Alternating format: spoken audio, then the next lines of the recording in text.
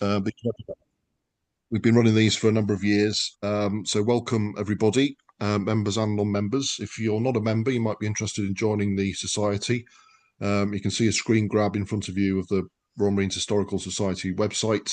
So if you just follow that URL path at the bottom there, or put it in Google, there's a join in tab on the front page of the website, and you can join through that web page. I'll put it in the chat as well during the course of the webinar, so you can just cut and paste that into your browser. I just want to give a warm welcome to Dave Roberts, who's kindly been press ganged to do this talk this evening on 30 assault units. Dave is very much the leading authority on 30 assault unit, or what became 30 Commando. And today he's going to talk to you all about a distinct part of the story of this unit in their desert adventures in Africa, and to a degree a bit of how the unit was formed. Dave's always had a love of history, particularly military history. In fact, we first corresponded many years ago when I was writing my first book, which was Vanguard, about the intelligence and reconnaissance missions behind D-Day. And really went into 30 assault unit and the work they were doing to support the signals intelligence operations of the Government Code and Cipher School at Bletchley Park. Last year, Dave kindly presented on 30 assault unit at the inaugural National Intelligence History Conference at Bletchley, which was a joint collaboration with GCHQ. Dave's a former history teacher with over 25 years teaching experience, why he looks so old and haggard. And Dave's also got experience in heritage management, tour guiding, and living history. He's recently conducted a battlefield study trip to Normandy for serving officers and ranks of 30 Commando. So we might throw some questions around that later. So a warm welcome to Dave. I would ask all attendees if you could drop off your cameras and put your microphones on mute. That would be appreciated. So just Dave's on camera. And we are recording this, and we will be uploading it to YouTube, our YouTube channel. If you want to ask any questions, we've got a chat facility on the bottom of your screen on the toolbar. There should be a chat function, so you can drop a question in there over the course of the webinar. But we will be having a Q&A at the end after Dave's finished speaking, so probably 45 minutes or so. So, Dave, the floor is yours. Thank you, David. And yeah, I think I'm not sure whether I press ganged you into me doing this or you press ganged me. I think I pressured you quite well. Good evening, everyone. As David said, I'm going to be talking to you about 30 Commando, 30 Assault Unit. Many of you probably know something of the story, something of the origin. But I hope by the end of today you'll have a greater appreciation of just how unique this particular unit for a commando and a naval unit was. But if we start back in early 1942, the main focus for naval intelligence, the main worry for naval intelligence at that particular moment was the fact that the German Kriegsmarine was just about to introduce a new Enigma machine. The four-rotor machine, the M4, was to be introduced and issued to the U-boat fleet early in 1942.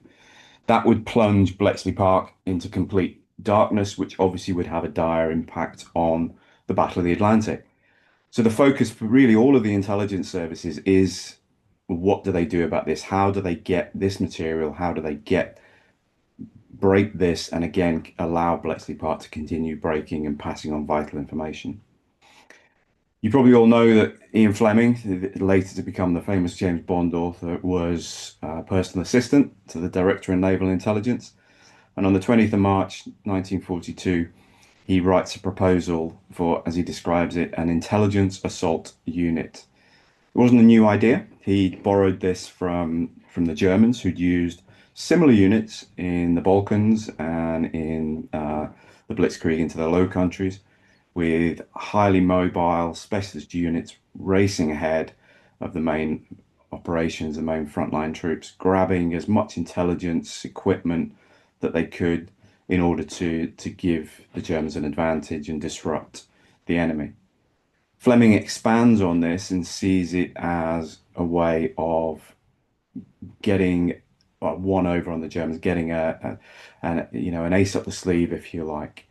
He wasn't the only one in British intelligence who'd come up with the idea, but with the support of Admiral Godfrey, Director of Naval Intelligence, this idea is pushed and promoted to the Joint Intelligence Chiefs.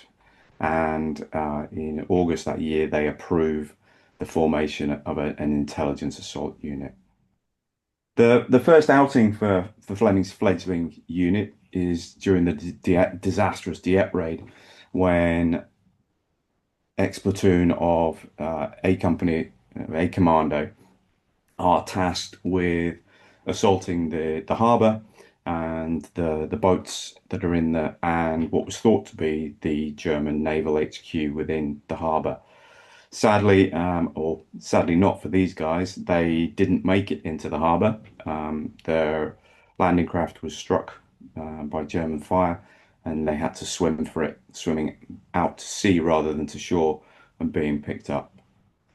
Now, the six men that you can see named on that image are known as the Algiers Six, and those were six of the survivors from that Dieppe raid, who went on to form the core of what would become 30 Commando, initially called Special Engineering Unit, a code name to disguise the fact that they were an intelligence assault unit.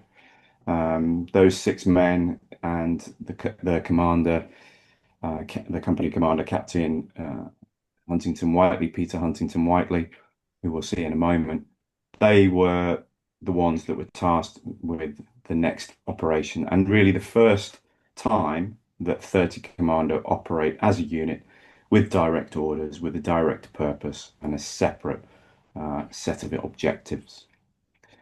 So the first outing for them is as part of Operation Torch. And in November 1942, a small group, six men plus a lieutenant from the Royal Naval Volunteer Reserve, a guy called Dunstan Curtis. He'd won a DSC at Saint-Nazaire and was now tasked with this intelligence assault operation. They were to be part of the attack on the city of Algiers and sailed from the UK alongside 600 American troops on board the destroyers HMS Malcolm and HMS Broke.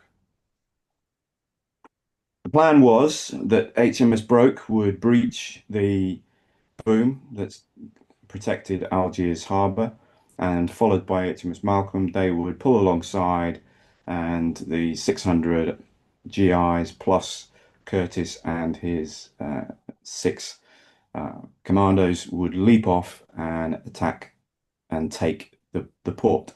The main target for Curtis and 30 Commando was the French Admiralty building, right up on the top of that map there. You can see down at the bottom where HMS Broke was to break through the boom and land alongside, and it was going to be followed by HMS Malcolm. Now, the plan was very simple, but it all hinged on how much resistance the French would put up against the Americans and British landings. Algeria, part of France's empire, part of Vichy France, technically allied to the Germans, but nominally neutral as well. So what we have here is we have a British and American combined operation against technically a neutral, or at least slightly Axis country. The plan was that negotiations that had taken place prior to the landings would mean that the French wouldn't resist and the Americans and British could simply walk in and take what they needed and walk out again. Didn't quite go to plan. As HMS Broke and HMS Malcolm are approaching Algiers in the early hours of the 8th of November 1942, the city lights suddenly are doused and searchlights begin to play out from the city, from the port, out into the ocean and begin to pick up HMS Broke and HMS Malcolm. Shortly afterwards, as naval gunfire opens up, and the coastal guns open up against the two destroyers, clearly signaling that the French were not going to roll over easily. And both HMS Broke and HMS Malcolm are hit quite significantly. The men of 30 Commando are aboard HMS Malcolm, and at this point they are lying on the open decks of HMS Malcolm, awaiting the chance to disembark straight onto the quayside. But what you can imagine is that these 6 men were men that had been in the Dieppe raid, which was almost a carbon copy of this. So they're now lying on the deck of a British destroyer. They're under heavy fire. The ship is being hit. In fact, at one point, Curtis moves them from the port side to the starboard side, and a few minutes later, the port side where they'd been is hit by a French shell, and several of the Americans and British sailors on that side were killed. HMS Broke breaks through the boom and does make it to the quayside, but HMS Malcolm is too badly damaged and turns away and heads back out. This obviously is a disappointment for Curtis and the Marines, and he boards HMS Bolulo, which was the command ship at the time, the HQ ship at the time, and asks for permission to be landed uh, further out of the city so that they can at least attempt to reach their objectives. He feels that if they are landed in the beaches further out from the city, they will at least have a chance of reaching their objectives, which is clearly not going to happen at the moment. So Curtis and his men are landed about 10, 12 miles outside of Algiers, and then effectively have to walk in to Algiers. They spend the night in a small farmhouse on the outskirts, and by the time they enter Algiers on the morning of the 9th, the armistice has already been signed by the French and the Allies, and effectively now the French have, if you like, switched sides, and any target that might have been of interest is now coming under the command of the French police. So Curtis has to suddenly rely on his diplomatic skills to try and get as much intelligence as possible. They'd been provided with some targets that they needed to, and in fact, Curtis comments on the depth and the accuracy of that intelligence. But when he approaches the French Admiralty building on the 10th of November, not only does he discover that he's not allowed in because it's now being controlled by the French as part of the armistice, but he also discovers that it would have been guarded around by about 600 French soldiers. So any assault on it a couple of days before probably would not have gone well at all. While they're in Algiers, they do get to search the Italian Armistice Commission, and do come across some Italian cipher material. But the biggest coup, if you like, the one thing that makes this operation a success is that they come across a new an unknown at that point Enigma machine. They pick up a German Abwehr machine which was being used, and that allowed when it was returned to Bletchley, that allowed Bletchley Park to read sort of 6 weeks of back traffic that they hadn't been able to access previously. The rest of the time they spend hunting through piles of documents, arguing with the field service police, arguing with the French police, riding out to capture German and Italian prisoners, and then finding that they have to hand them over to the French police. But by the end of November, all of them are back in the UK. Let's just backtrack a little bit and speak and talk about these 2 men, because we've mentioned them already. Lieutenant Commander Dunstan Curtis, as I said, he was awarded a DSC. He was one of the motor gunboat commanders that took part in the Saint Nazaire raid. In fact, he was the commander for Red Rider's HQ boat, and is one of the few to have survived the raid. Prior to that, he was operating his motor gunboat, picking up and dropping off SOE agents and French agents on the French coast. No military experience whatsoever, no combat experience as such, other than the Saint Nazaire raid, and he certainly hadn't really set foot on any land operations. So he was a good option for the Algiers raid. He'd been specially selected by Red Ryder, who'd won his VC at Saint Nazaire. He'd been specially selected for the operation. But for the next operation, he had no experience whatsoever, and like a lot of men thrown into special forces in the early days of the war, making it up as he goes along. Huntington Whiteley on the right there, professional Royal Marine officer, Eton educated, was from the right sort of family, had been specifically chosen by Ian Fleming because he was the right sort of chap. His grandfather was ex-Prime Minister Stanley Baldwin, so he came from the right stock. Loved by his men, nicknamed Red because of his shock of red hair. And as I say, was loved by his men. Sadly, was later to be killed in Le Havre in 1944 when he was taking the surrender of some Germans. But he was in the unit right from the start and was responsible for recruiting the Marines into 30 Commando. January 1943. The Unit 30 Commando, based in Amersham, just outside London, has now expanded. It's got three formal sections. It has a Royal Navy technical section, 36 Troop, which was made up of Royal Navy volunteer reserve officers. The Royal Marine section, obviously, which comprised of pre-war and hostility only Marines, and then an Army section, a military section, which was made up mainly of ex-policemen at that point, all highly trained, all very professional. Um, and on the 1st of January 1943, Curtis, Huntington Whiteley, and 13 others leave Amersham, head up to Glasgow and board SS Durban Castle as part of the convoy KMF-7 and head back to North Africa.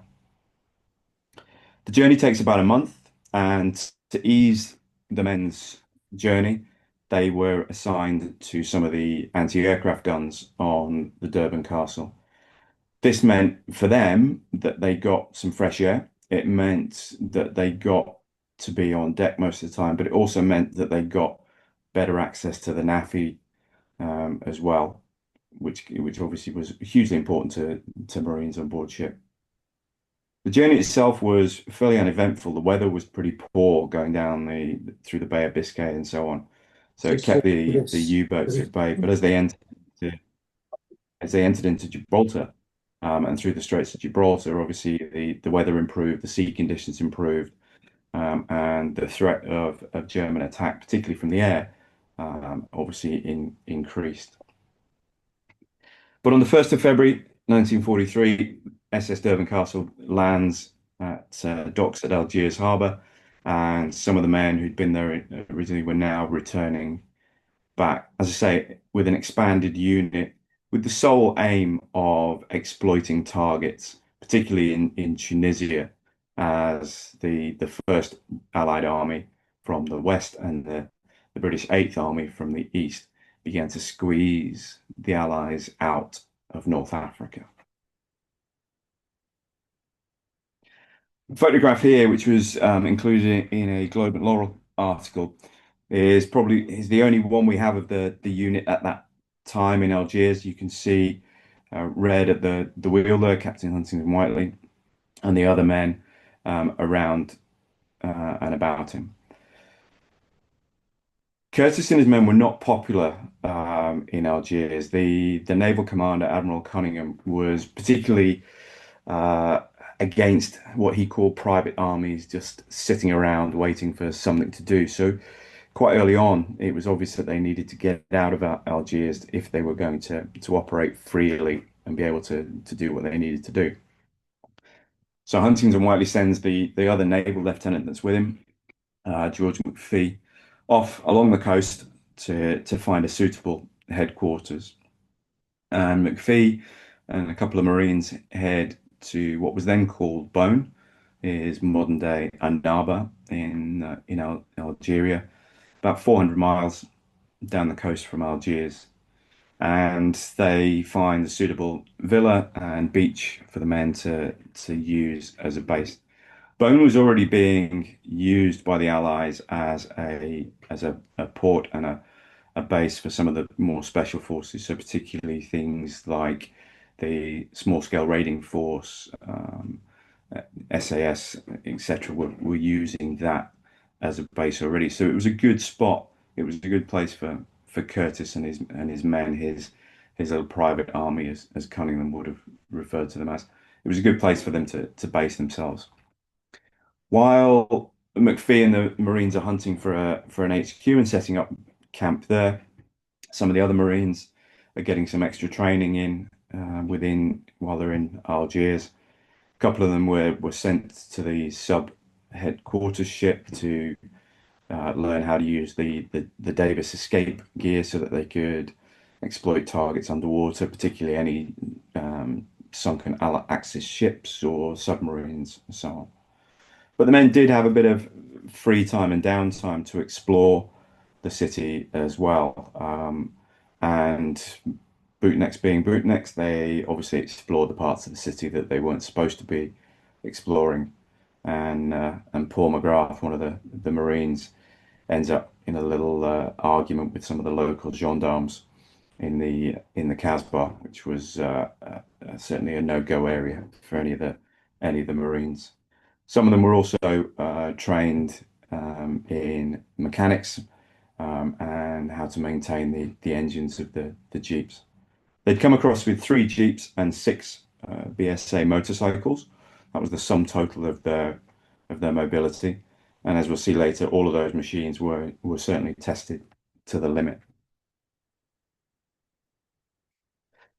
As I said, they were based in Bone, and by the end of February, middle of March, the entire unit is now based at Bone, and they undergo various training rigors. But the Jeeps are then sent to be adapted. The Curtis's instructions and Curtis's decisions were that Eighth Army were going to be the ones that were going to be exploiting the targets on the eastern coast of Tunisia.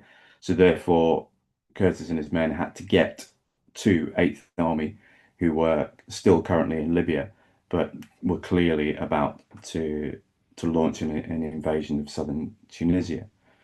That meant heading across Algeria and across Tunisia to link up with them.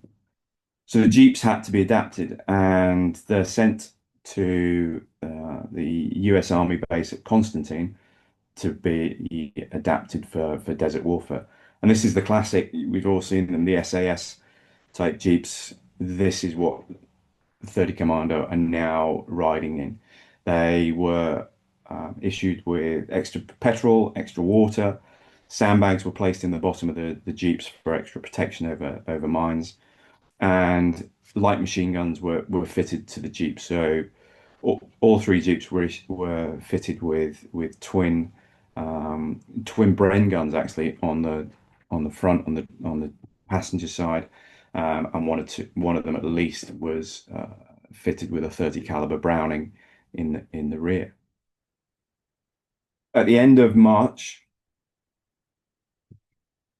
Gabes on the Tunisian coast falls to Eighth Army, and it's clear that the main assault has now taken place, and it's clear that Curtis now needs to get him and his men over to Eighth Army as quickly as possible. So leaving Bone on the 31st of March, they head through First Army HQ at Ain Bida on the 1st of April, and then finally on the 2nd of April arrive at Gavsa, which is at the very southern end of the front line at that point between the German Afrika Korps and the Allied First Army. Now, at this point, they've probably crossed the front line on at least 2 occasions. The fluidity of the front line was such that it wasn't clear cut. They don't come across any opposition. The closest they see is some lone German aircraft overhead, but it's not until much later that they reach any serious opposition. Now comes a bit of a test for Curtis and his men, though, because if they're to get across to Eighth Army, they've got to cross the salt flats of the Shot Gerade, which at this time of year in April were were still fairly soft and couldn't be driven across. In fact, they get advice from local French troops that perhaps the best thing would be not to try and go straight across to Kabylie, but to actually go along the northern edge of it where it's a little firmer, the ground is a little better, and then make a short dash across. Just to remind you that these men are not only in jeeps, which the SAS had been using regularly across there, which were suited to the desert, but there's also 6 motorcycles at this point, and motorcycles on loose sand and soft salt lakes don't go particularly well. So it's a bit of a rough ride for the Marines, particularly the ones who are on the motorbikes, and the men were swapping over as they go. On the night of the 3rd of April, Curtis and his men crossed the shot and heading to Kabylie. As they're reaching the end of the softest part of it, one of the jeeps decides to sink in and becomes stuck. Curtis decides that we're going to stay here for the night. We'll bed down. Huntington Whiteley, adventurous as ever, decides that he's going to take one of the jeeps off for a bit of a recce into the dark while they dig out the other one. He did leave them with a parting bit of advice, and that was to use one of the camouflage nets to get the Jeep out. So they lay the camouflage net underneath one of the wheels, start the engine, manage to get the Jeep out of the soft sand. But in doing that, the whole of the camouflage net had wrapped itself around the wheel and the axle and the drive shaft of the Jeep. And poor old Marine Bon Royal then has to spend the whole night cutting away the netting by hand using his FS knife by hand in a hope of making it serviceable in the morning. As dawn starts to break in the morning, he's still got one last bit to go. It's that he can't reach it. He can't get his knife in there. It's the bit right under the engine block. So he comes up with a clever idea of getting out his lighter and burning the last bit of it off. Curtis and the rest of the section awake to find this smoke pouring out from underneath one of the Jeeps. Thankfully, it didn't affect the Jeep, and it did burn off the the netting. But Huntington Whiteley has not returned. Curtis gets increasingly worried as the morning drags on, and just as he's jumping in the Jeep to head off and look for Huntington Whiteley, Huntington Whiteley appears on the horizon driving his Jeep quite happily, quite cheery, and turns out he had bumped into a small unit of French, and he'd spent the evening with them sampling the local wine, much to the chagrin of the rest of the unit who'd been sleeping under the stars and trying to cut away a netting from their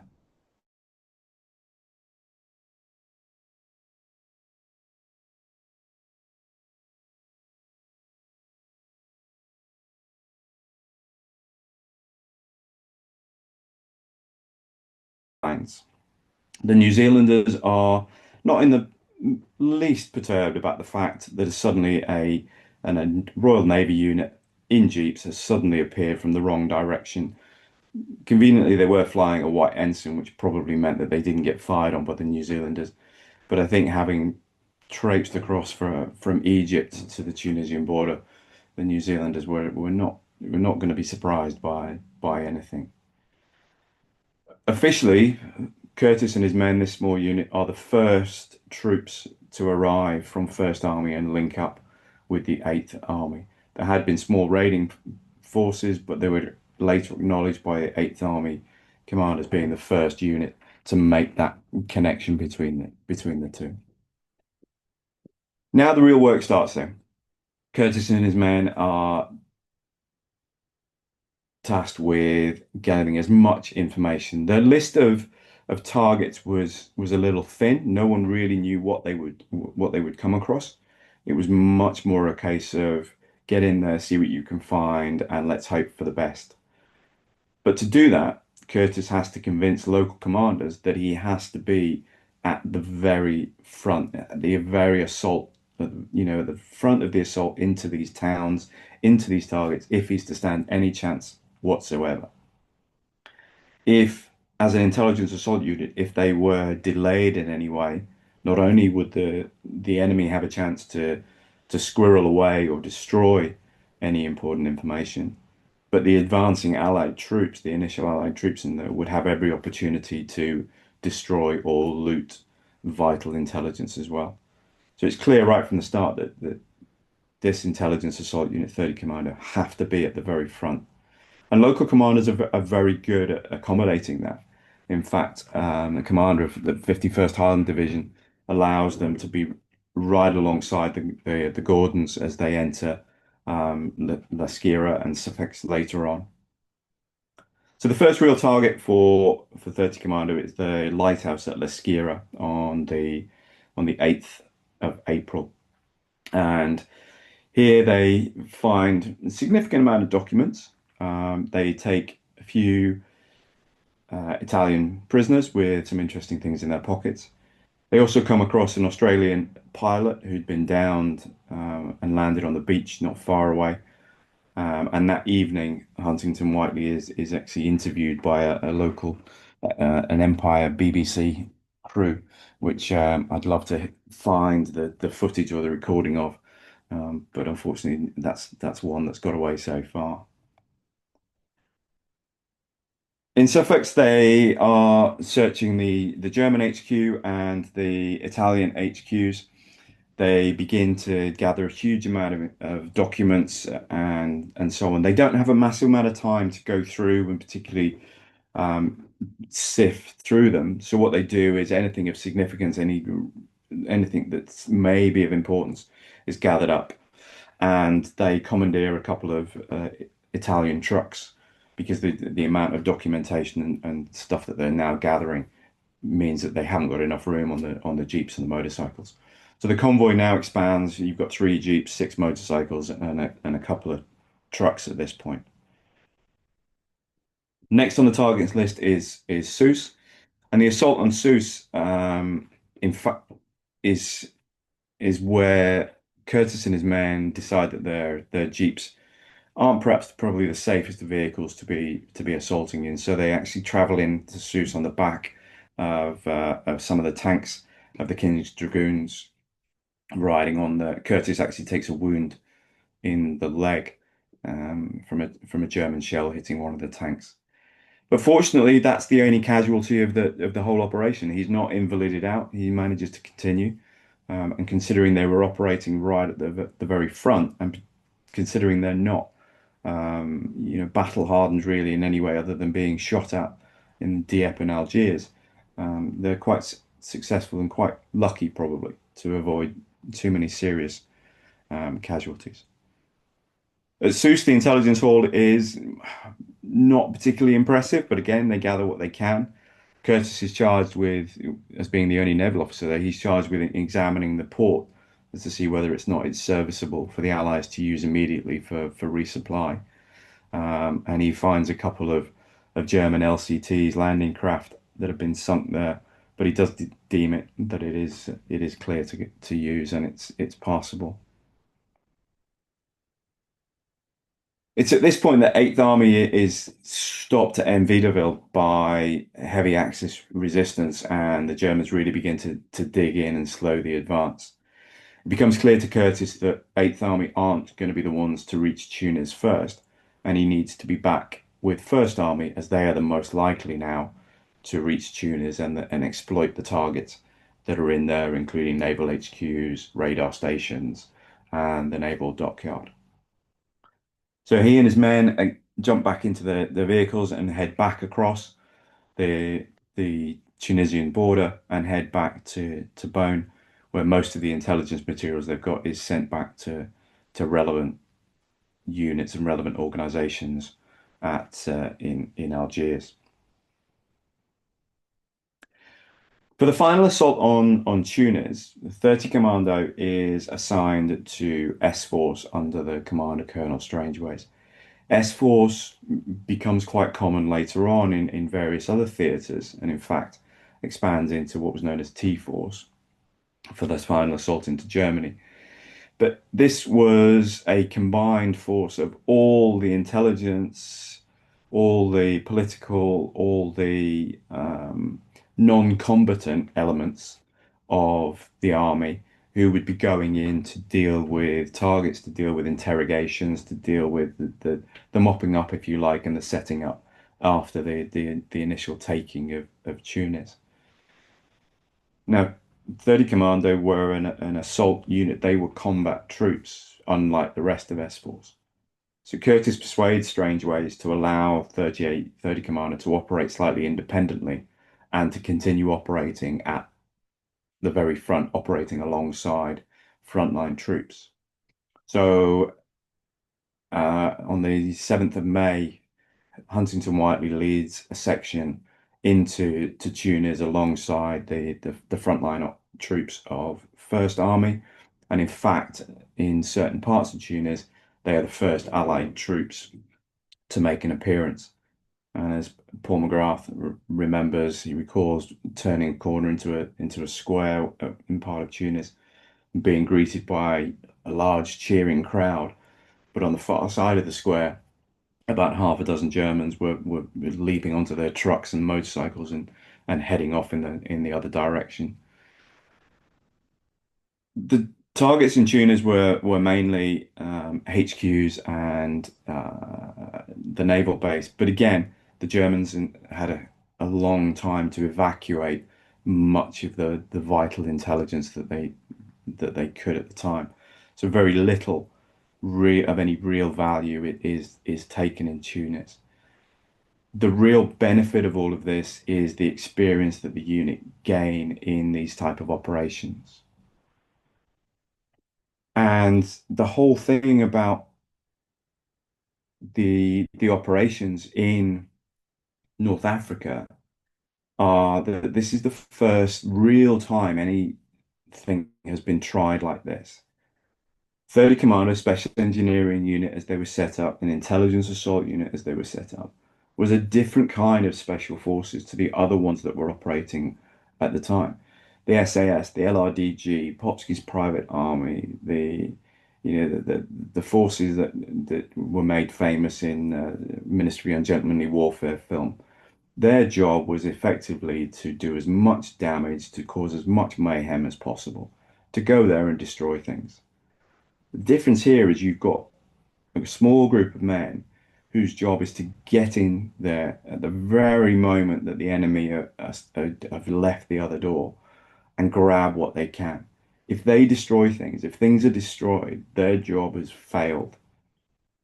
So although the the actual concrete successes, the concrete evidence that they managed to pull out of here is fairly limited, the they prove their worth. They prove that this is an effective way of fighting, and they are the first ones really to be doing this type of work.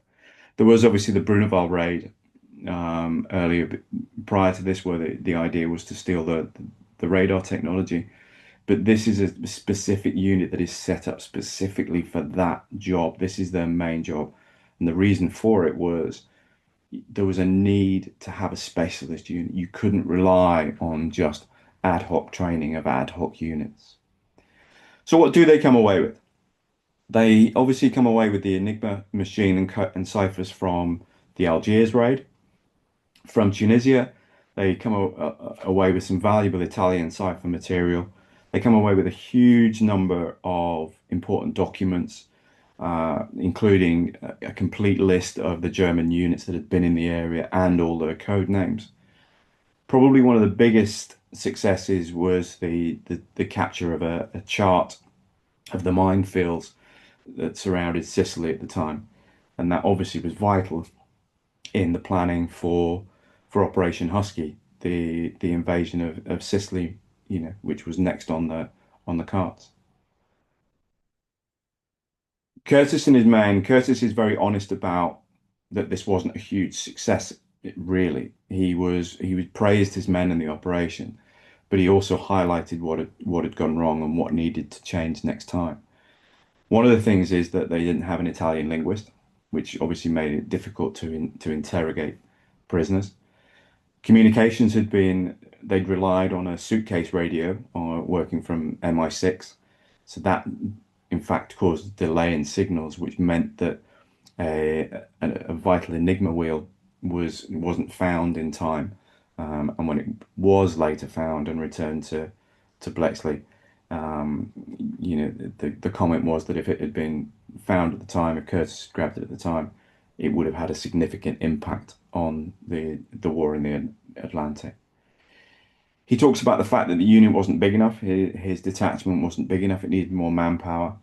And all of those things would change as the unit progressed.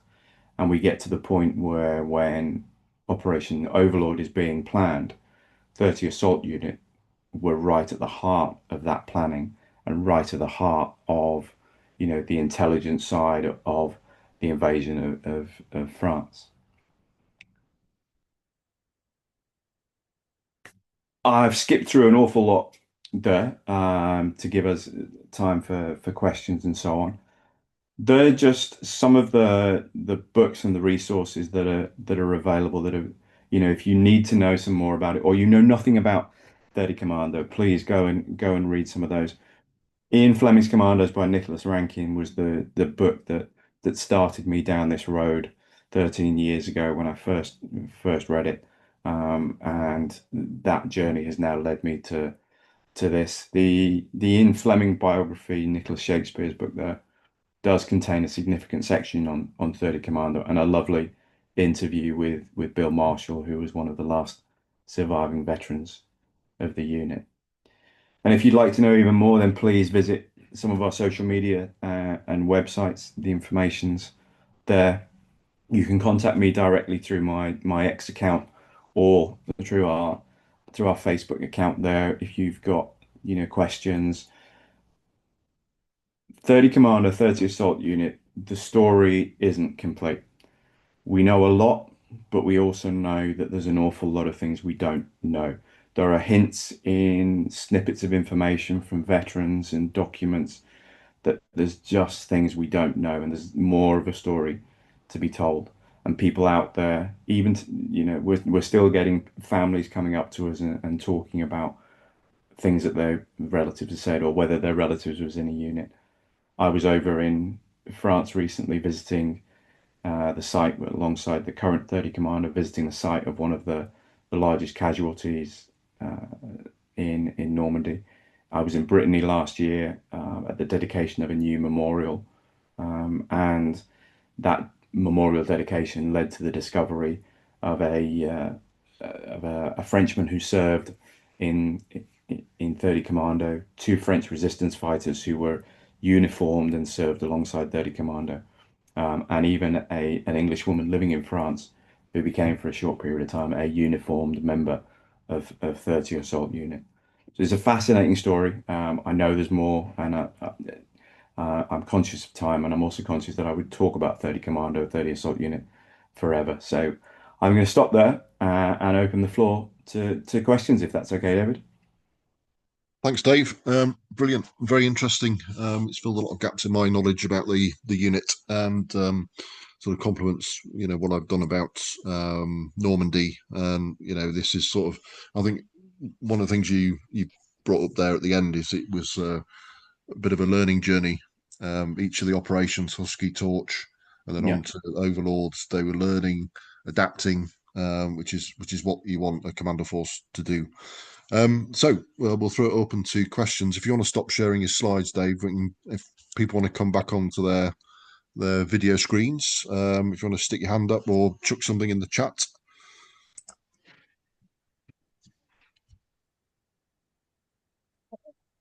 Okay. So, Dave, Snick Pounds, thank you for that. That was absolutely fascinating. thank you. Uh, my question is really, how was there any particular? I mean, you said they were making it up as they went along. Was there any particular selection process for this, or were they making that up as they went along as well? Um, yeah, very much an old boys network to begin with. So when Fleming's idea gets approved, combined, and there's always this tug as to whether it was part under the control of the Admiralty or combined operations, and he has to negotiate sort of with combined operations. And actually, Red Ryder is appointed as the first unit CO to create this unit, obviously from his experience as leading the Saint Nazaire raid. So he unsurprisingly appoints Curtis as one of the naval officers. He also appoints a guy called Quentin Riley, who had been a fellow polar explorer, as one of the naval officers. And Huntington Whiteley is appointed to recruit the marine element of it. And I genuinely think that's simply because he was the right sort of chap as far as Fleming was concerned. You know, he had the right schooling, the right family. He was a professional marine officer, and his recruitment, he recruited the rest of the Marines. His recruitment interviews were notoriously simple in the fact that he would ask, you know, can you speak French? He would ask you some questions in French, and then he would ask random questions. Bill Marshall remembers being asked, can you drive a steam train? To which he replied, no, but I'm sure I can learn. I think one of the things that I've talked about before is that these type of units attract quite eccentric characters. And 30 Commando is full of eccentric characters. Later on, you have Patrick J.L. Job, who plays his bagpipes and leads his jeep with a fencing sword. You have Sancho Glanville, who walks onto the Juno on D-Day with a walking stick, pointing out butterflies to his men as the bullets are flying. And I think it's something about that period, whether it's about British people in regards, but if you look at all the special forces, there are, you know, this is where the eccentric characters seem to migrate to, and 30 Commando was no different. I think that's one of the characteristics, isn't it? That these people who come out would probably be all social cases in modern Britain, but were perfect for the time. I'll leave Yeah, it. yeah. Um, Okay, any other questions? Do you want to stick your hands up if you're on video, or just come off mute and far away?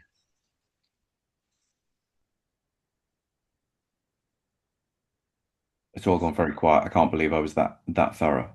Yeah, you've got away with it, Dave. Okay. Oh, one from You, Patrick. you haven't, Dave. I'll come back again once other people think about it. I hope. I mean, you've teased us. You've given us their opening moves, and told us there's a lot more to come. I hope either you can strong arm us or we can strong arm you into doing more. I also was interested in listening to the chatter before about the possibilities of a book, and you being quite self-deprecating, say probably not me, but there clearly is. There clearly is a book in this. Do you think is there a RMHS special publication in this? I mean, it's interesting there. There's I've sort of displayed some of the books in the back there. The one I always avoid is Craig Cabell's book, unfortunately, because it's just a very poor rehash of the official history, and has some glaring errors in it. So I tend to avoid recommending that at all. Um, and it's about whether there's anything new to tell. You know, is there a new angle on this? And genuinely, I think there probably is. There's more of the individual men's stories coming out. Attained by Surprise was sort of self-published by the men themselves. It's a bit hit and miss. It's got some nice bits in it, um, but a lot more has come out since then. Yeah, Um, I mean, we're increasingly finding these sort of self-written histories, either published or just handed down in the family. And I mean, it'd be great if we as a society could help or could work with you to try and track some of that down, because there's clearly a fascinating additional layer of history to be unearthed here. yeah, because you know, when you talk to people about 30 Assault Unit, if they've got some knowledge of military history, World War II, so they possibly know something about it, and they possibly know the Ian Fleming connection, but they don't really know, you know, what they were doing. And they were, I think one of the problems is that they didn't have any massive headline grabbing success. but part of that is because they were operating in such secrecy. The Yeah. SAS were going in, and they've been obviously, publicized in recent books and so on through their exploits. But their exploits are very much tend to be, blowing things up, very dramatic, good for TV, good for films, that sort of thing. Yeah. 30 AU's contribution to the war was massive, but it wasn't glory, it wasn't sexy, it wasn't glamorous. There's clearly more to be told. I'm going to step. I've lots of other things I'd like to talk to you about. I'm going to step back and let somebody else in. I think there was a question from Patrick. When was the unit disbanded? So the unit were officially disbanded in August 45. A small section were over in Indochina and Malaya under Glanville up until sort of the end of 1945. But the unit's effectively over by the time you get to the end of 1945. It's completely disbanded. It's done away with. And I think it's 2010, the Royal Navy rename UK Landing Force Support Group. They renamed them 30 Commando in honor of 30 Commando, 30 AU from the Second World War.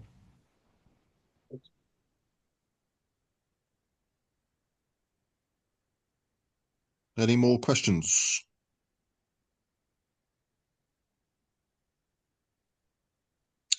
Okay, I think we will wrap it up there then, Dave. But just wanted to thank you on behalf of the RMHS. No, thank you very much. Valuable time, wonderful talk, and I'm sure there's more to follow on this story as time goes on. But I'm sure we'll see you soon, and thank you again. And Thank you. we will see you all soon for the next webinar. Thank you all for joining. Thanks, Dave.